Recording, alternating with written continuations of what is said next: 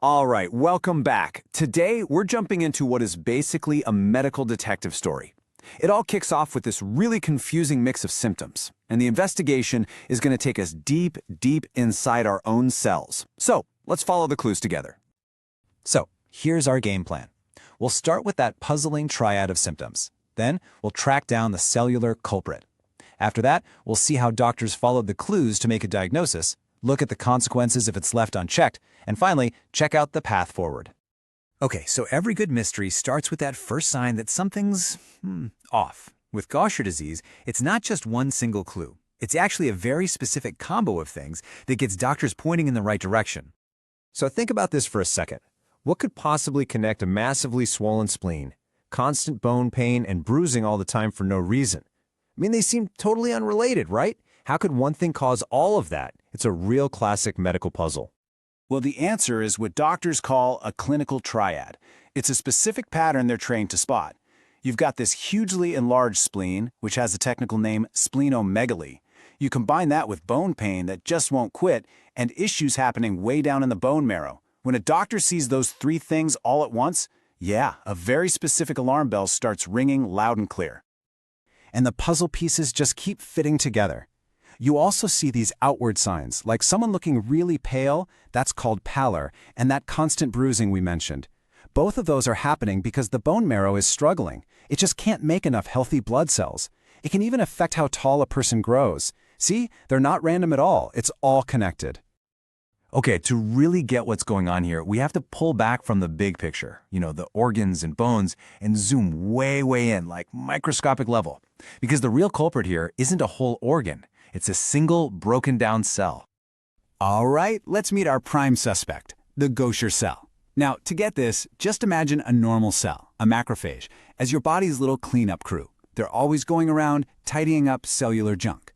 But with Gaucher disease, this cleanup crew hits a snag. There's this one specific type of trash they just can't get rid of. So it piles up, and the cell gets all bloated, swollen, and it just can't do its job anymore. So the big question is, why? Why can't the cleanup crew do its job? Well, it's because a key employee is missing in action. It's an enzyme, a tiny protein worker called glucocerebrosidase. Just think of it as the cellular recycling worker. Its whole job is to break down this one fatty substance. And when that worker doesn't show up for their shift, that waste, the glucocerebroside, it just piles up. And that's what creates that dysfunctional Gaucher cell. And these bloated, broken cells, they have to go somewhere, right? They don't just float around. They start to gather in very specific places. The spleen, the liver, and, you guessed it, the bone marrow. And as more and more of them pile up, they make the spleen and liver swell, and they mess up the bone marrow's whole operation, which, hey, brings us right back to the mysterious symptoms we started with. It all comes full circle. Okay, so we've identified our culprit. Now let's look at how doctors actually build the case against it. This isn't guesswork. It's a really methodical investigation where they gather every piece of evidence they need to get a definitive diagnosis. The whole diagnostic trail really has four main steps. First, it starts with the basics, a physical exam and some blood work. That's where they'll spot things like the enlarged spleen and those low blood counts. Step 2 is getting eyes on the suspect. They'll take a bone marrow sample and look at it under a microscope to physically see those telltale Gaucher cells.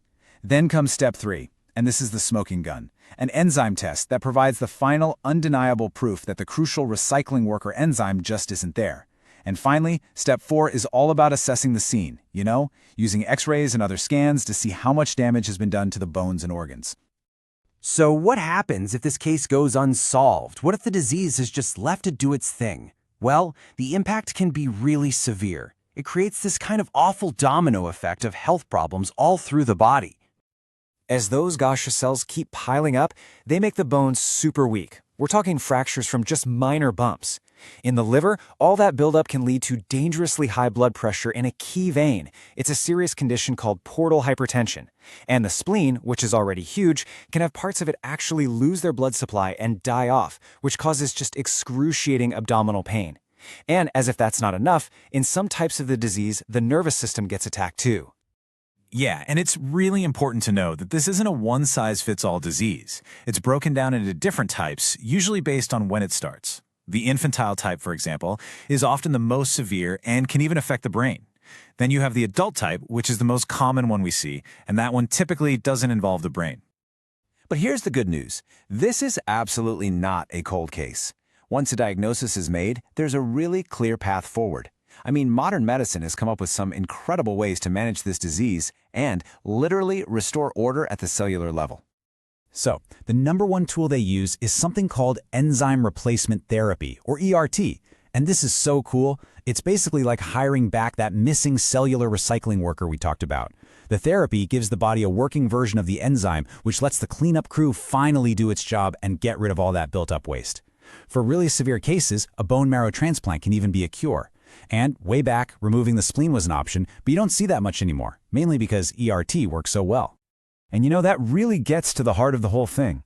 This entire detective story, from those first confusing symptoms all the way to peering through a microscope, it's all about one thing. It's about giving people a way to manage their condition, to stop the damage in its tracks, and to get their quality of life back. And this whole story just leaves you with this incredible, exciting thought, doesn't it? We've just seen how finding and replacing one single missing piece in our cellular machinery can completely change a person's life. It just makes you wonder, what other huge, complex genetic mysteries are we on the verge of solving right now? What other puzzles are just one missing enzyme away from being cracked? Something to think about. Thanks for joining me.